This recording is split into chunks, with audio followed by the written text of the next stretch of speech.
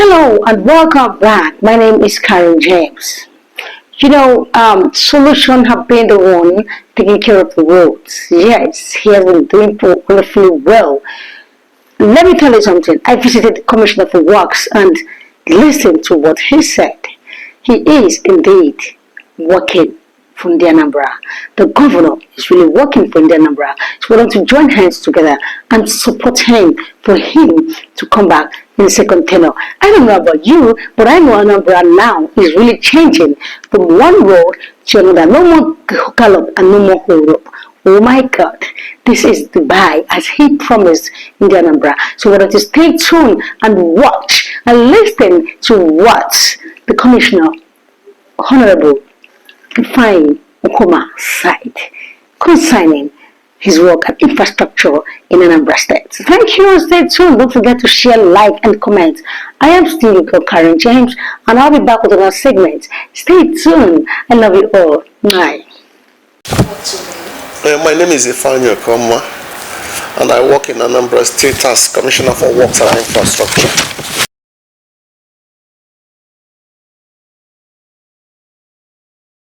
Great. I'll tell you what we are doing as a government and then where we are as a government.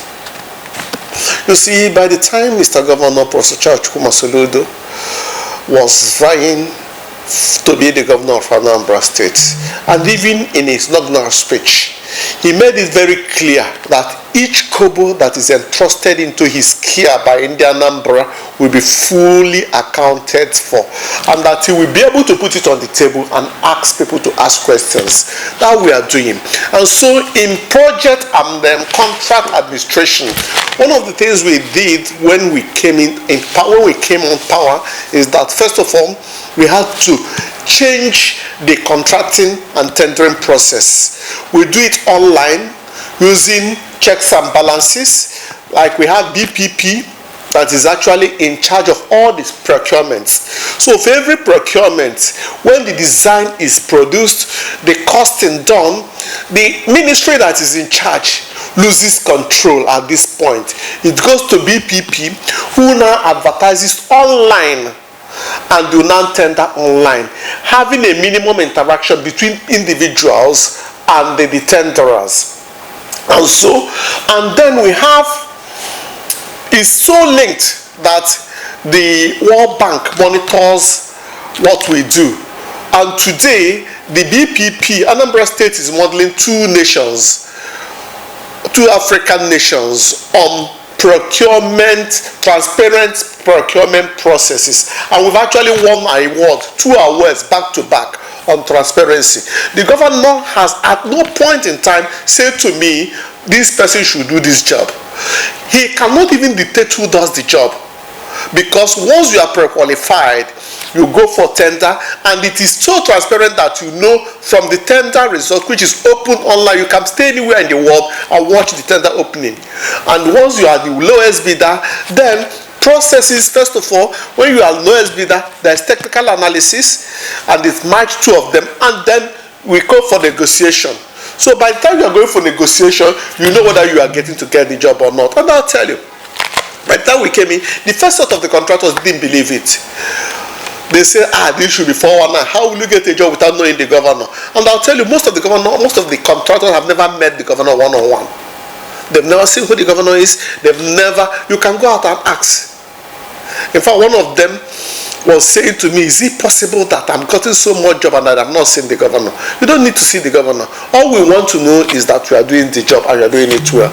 And that is why, within the limited resources available to us, we've been able to complete 247 kilometers of road in our 2 years in office, and we are 288 kilometers as of today. That is exclusive of the erosion controls that we are doing. Look at the amount of money that is available, and look at what we've achieved. No government in Anambra State have achieved this feat in their 8 years. Starting from Mbadnuju to P2OB and all whatnot, no one has done this in their 8 years. But we are just starting. And then it is so transparent that we are winning international prizes for this. We are modeling 2 countries as of today. So that shows you how transparent in our contracting is.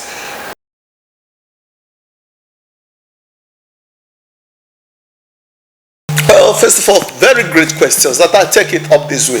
First of all, the effect of climate change is real. The volume of the amount of rainfall that we have and the volume of runoff is such that it is unprecedented in the last 2 years, and this keep increasing. This is the effect of the climate change. How are we mitigating against this? In doing this, for us in Anambra State, we have different approaches to doing this. One is that all our road projects or infrastructure projects, we take care of how does it affect the environment. And for us, stormwater in the road designs are properly discharged, such that because the volume of water that is coming in and the velocity of the water, the velocity of the flood water is so that it's not properly discharged, it will cause erosion. And the erosion, like Anambra is the erosion capital of the world. And so, because we have 1,000 active erosion sites. So what it means is that if it's not properly taken care of, it will do what? It will keep eroding the little land that we have. So we've taken care of that by discharging them properly. That is 1. 2. Recently, in fact, as we came in, we needed to use the environment. In fact, the issue is what opportunities are there in this climate change, and we are living on those opportunities. One of the opportunities is that, look, we have to actually fight poverty, because the climate change is affecting the sustainability of the earth, the sustainability of the people, and this is actually from what is on the ground. And so what we've done is to do, one, green Anambra, and then we are making Anambra green and sustainable. And so what we've done is to share sustainable crops like palm trees. Palm trees are being shared. A few days ago, we shared 1.something million seedlings to farmers. So not to farmers, to every household. So when you have palm fruit, palm seedling, or coconut seedling, or ako or okwa, you plant them wherever you are. It greens the environment. It produces oxygen and takes in carbon dioxide, helping to reduce the pollution.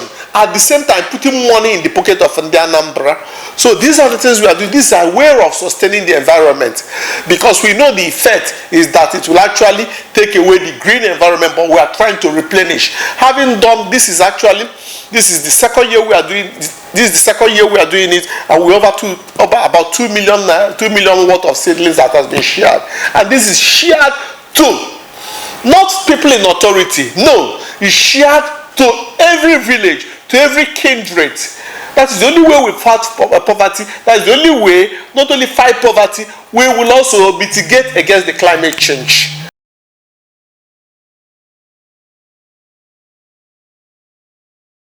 Okay, let me say it this way. Delivering project on timeline. Timeline delivery is so important. Ours is an agenda with a timeline. Yes, ours is an agenda with a timeline.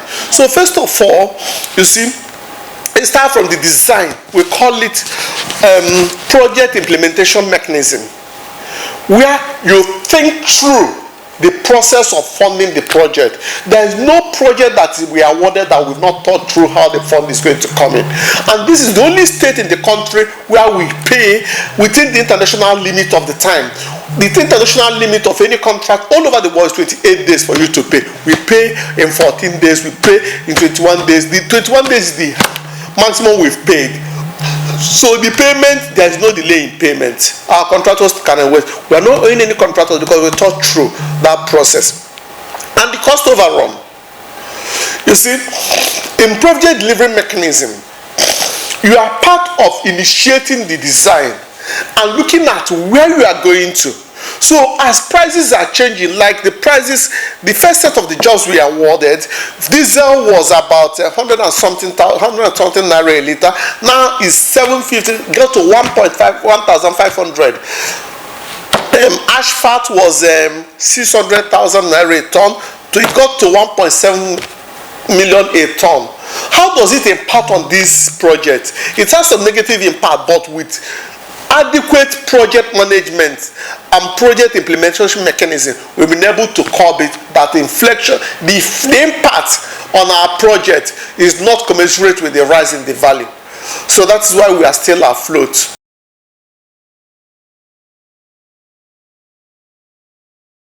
Okay, yeah, let me say this to you. The decay took so much time. It's over the years. By the time we came into government, we have road crisis, infrastructure decay and crisis. I'll give you one example.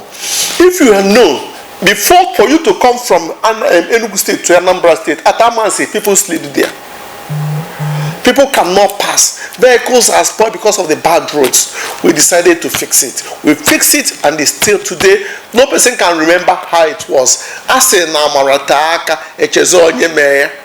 So, Anambra State has, in fact, we promised our people that we are turning Anambra State to a construction site, and that's what we are doing. But we are intentional about that. We are making sure that we are doing what we can afford to pay for. It's easy to say, we award this and we award it and we award that, without being able to pay for it. Not only are we paying for those roads, we are not paying contractors, we are paying salaries as I went to. We are empowering our people by the palm revolution, which we are actually trying to create a new economy, a new industrial ecosystem, and on and on. So for Uguta roads, we are coming. Because not just Uguta Road, there are other roads. This is a decade that has taken so much time. The only road that is sustained, that is available, that is still intact, is the one that was done by Ngige. The one that was done from P2B to the last administration has almost collapsed. So what does that mean? We have crisis in our hands. But because we have crisis in our hands, we have to be intentional about financial management. That is why we have someone like Professor Charles Chukwumasolo, the CFR, who is an economic guru and who knows how to conserve and manage funds. Okay, thank you very much. But before then, what's your advice to general public? Our advice to general public is that we are building a livable, prosperous homeland, changing our arrival lounge, that they should just wait and see the transformation that is going on. That no Anambra should go out of Anambra because of economic reason. Okay, thank you.